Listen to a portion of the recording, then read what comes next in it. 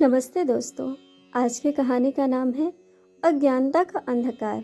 आइए सुनते हैं कहानी। पुराने समय की बात है। अयोध्या में एक राजा राज्य करते थे। उनका नाम था रुक्मानंद। वह राजा बड़े प्रतापी तथा धर्मात्मा थे।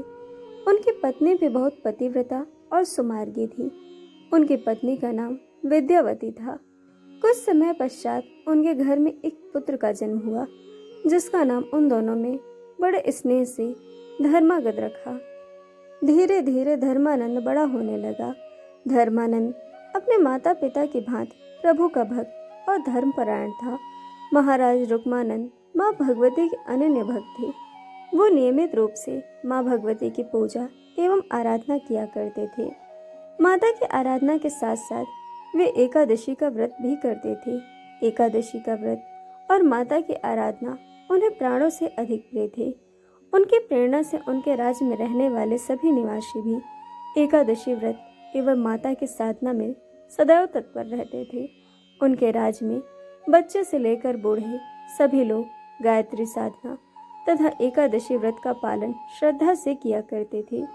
इसी का प्रभाव था कि उनके राज्य में किसी की मृत्यु होने के पश्चात वो नरक नहीं जाता था। यह सब देखकर यमराज बड़े चिंतित थे। इसी चिंता के निवारण के लिए यमराज ब्रह्मा जी के पास गए और उन्होंने अपनी परेशानी बताई। ब्रह्मदेव ने उनको शांत रहने के लिए कहा, किंतु वह शांत कैसे रहते। उन्होंने फिर से बहुत अन्य विनय की और ब्रह्मदेव से कहा, हे प्रभु, कृपया कोई तो ऐसा मार्ग बताएं जिससे महाराज रुक्मानंद के राज्य के निवासी भी नरक में आने लगे। ब्रह्मदेव, मुझे इसका कोई उपाय बताएं।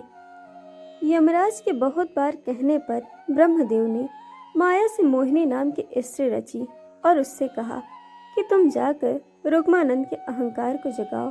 शेष कार्य अहंकार से उत्पन्न अज्ञान स्वयं कर लेगा, क्योंकि अहंकार से उपजा हुआ अज्ञान हमारे सोचने समझने की शक्ति, विवेक आदि को नष्ट कर देता है।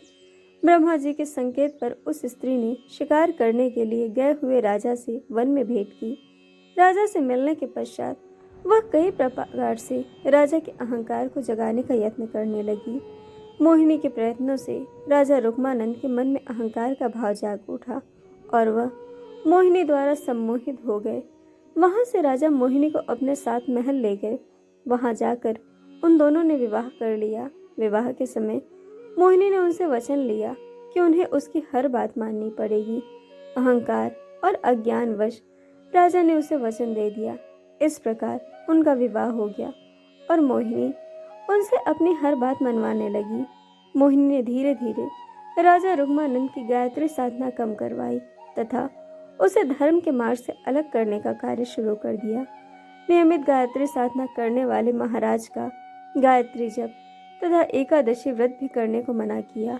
ऐसा सुनकर राजा रुक्मान ने कहा कि मैं गायत्री साधना तथा एकादशी का व्रत पूर्ण रूप से त्याग नहीं सकता। इसके स्थान पर तुम कोई दूसरा वचन ले लो। राजा के ऐसा कहने पर मोहिनी ने मुस्कुरा कर कहा, हे राजन, पहले आप प्रण लें कि जैसा मैं कहूँगी आप वैसा ही करेंगे। यह बात सुनकर राजा उसके मोह पाश में फंस गए। राजा के प्रण लेने के बाद उसने कहा, ऐसा है तो अगर आप अपने नियमित कर्म को नहीं छोड़ सकते तो आप अपने पुत्र धर्मानंद का सिर काटकर मुझे दे दीजिए। इसे सुनकर रुक्मानंद पर तो जानो वज्रपात हो गया। वह मोहिनी की इच्छा को सुनकर रुक्मानंद शोक में विह्वल हो गए। जब वे बात रुक्मानंद के पुत्र धर्मानंद को पता चली तो अपने पिता के पास पहुंचा। वह अपने पिता से कहा, हे पिताश्री, आप तनिक भी चिंतित न हो। आप तो बस माँ भगवती पर विश्वास रखकर अपने वचन का पालन करें, क्योंकि धर्म से अधिक कुछ भी नहीं होता। आप अपने वचन का पालन करें ताकि आप प्रजा सहित अपने धर्म और अपनी साधना को आबाद जारी रख सकें तथा आपकी गायत्री साधना व एकादशी व्रत निर्विरोध चलते रहे। पुत्र के ऐसा कहने पर संकट में फंसे राजा रुक्मानंद ने अपने पुत्र धर्मानंद का सिर काटने का निश्चय कर लिया और जैसे ही उन्होंने उसे काटने के लिए तलवार उठाई, तभी तीव्र ज्योति के साथ आदिशक्ति माँ भगवती प्रकट हो गईं। उनके प्रभाव से माया रूपी मोहिनी का छल भी प्रकट हो गया। वह छल से प्रकट होने पर माता भगवती ने कहा, पुत्र, अहंकार को किसी भी रूप में आश्रय नहीं देना चाहिए। अहंकार से अज्ञान उत्पन्न होता है और अज्ञान साधक तथा साधना दोनों को नष्ट कर डालता है। इसीलिए हमें सदैव अपने अहंकार और अपने ज्ञान को बस में रखना चाहिए, तभी हम ईश्वर को पा सकते हैं। इसीलिए कहा जाता है कि अहंकार से उपजे हुए अज्ञान का परिणाम स्वयं के विनाश का कारण बनता है। इसीलिए हमें सदैव अपने अंदर अज्ञानता के अहंकार को मारकर ज्ञान रूपी दीपक जलाए रखना चाहिए। तो दोस्तों, यह थी कहानी अज्ञानता का अहंकार। दोस्तों, कहानी आपको कैसी लगी यह हमें कमेंट करके ज़रूर बताइएगा और चैनल को सब्सक्राइब, वीडियो को लाइक शेयर करना बिल्कुल मत भूलिएगा। वीडियो देखने के लिए आप सभी का बहुत बहुत धन्यवाद। जल्द मिलेंगे एक और नई कहानी के साथ।